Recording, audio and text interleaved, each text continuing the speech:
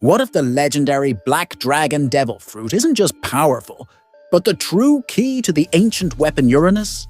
Welcome to Super Synth D Studio, where One Piece spoilers hit different.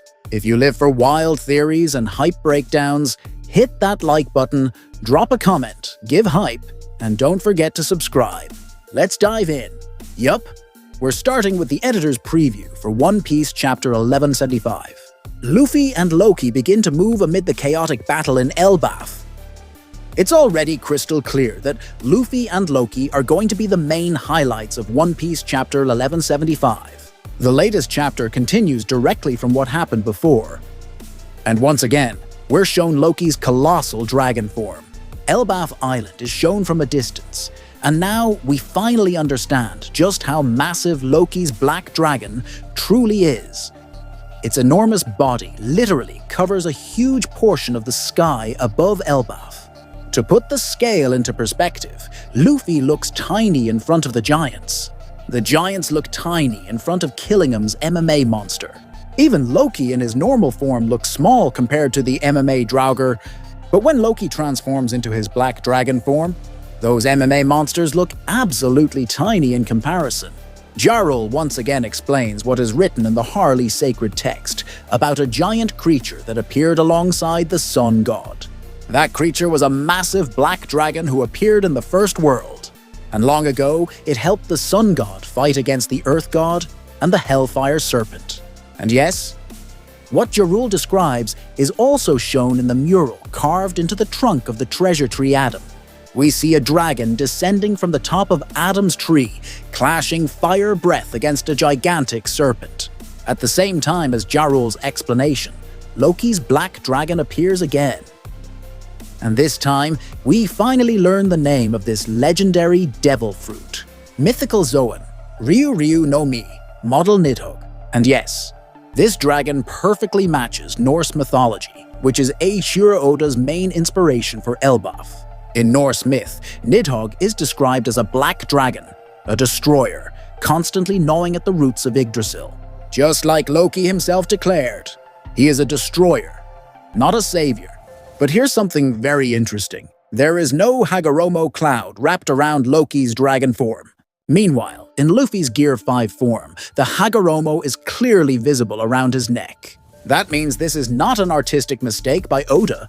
It means Loki has not reached awakening yet, which means the true potential of this legendary devil fruit is still far from fully unleashed. And that's insane.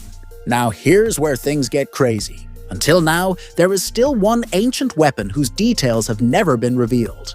We only know its name, Uranus. In Greek mythology, Uranus is the god of the sky, and Loki's black dragon perfectly represents a ruler of the sky. On top of that, his ability to summon snowstorms and lightning bolts clearly shows that this black dragon dominates the heavens. The sky is ruled by Uranus, the sea is ruled by Poseidon, the land is ruled by Pluton. And right now, all three ancient weapons are essentially within Luffy's reach.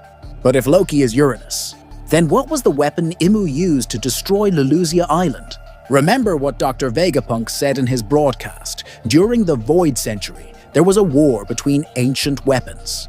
That means both Joy Boy's side and the world government each possessed ancient weapons. Long ago, there was a kingdom called the Great Kingdom, a civilization so advanced that it used the Mother Flame as its energy source. And remember what Zebek once said, that Imu took the throne of the world from Davy D. Jones. That means the ancient weapon in Imu's possession likely came from the Great Kingdom. Meanwhile, the ancient weapons on Joy Boy's side were Uranus, Poseidon, and Pluton. Here's something important. Pluton is the only ancient weapon that was man-made, a massive battleship, likely built by the great shipwright giants of Galilea. And Pluton's fuel is not the Mother Flame, it is the primordial fire, Muspelheim, generated from the awakening power of Loki's Nidhogg devil fruit. If you look at the mural, the clash of flames clearly symbolizes the battle between the Mother Flame and the primordial fire of Muspelheim, the power of Uranus. And that is exactly why Loki must achieve awakening as soon as possible. Because the final war will be ancient weapon versus the world government. Now, moving on to what could happen next in One Piece chapter 1175. We might see the continuation of Zoro's fight against Dummy Reversi Dori and Brogy. There's no way they go down that easily, especially considering they've spent decades slashing each other. If both of them counterattack Zoro at the same time, yeah, our boy Marimo is gonna struggle. He absolutely cannot stay between those two demonic monsters, or he'll get caught in Imu's Domi Reversi effect himself. Hadruden and Stanson should step in here, at least to distract Domi Reversi Dori and Brogy. Or honestly, it would be kind of hilarious if Dori and Brogy just went back to fighting each other again, because let's be real, those two love arguing and throwing hands. Next, Killingham's movement is something we need to watch closely. In the previous chapter, he was clearly on the move. Is he heading towards Summers to deal with the chaos caused by the kidnapped children? If that's the case, we might see Summers and Killingham versus Luffy and Loki. Meanwhile, in another area, Imu, still controlling Gunko's body, will continue confronting Brook. Imu is curious how this skeleton knows about Gunko's past. What exactly is Brook's connection to Gunko? And here's the scary part. Brook is actually trying to attack Gunko, not realizing that the one he's facing is the most powerful entity in the world. Let's just hope Brook doesn't die, guys. For real.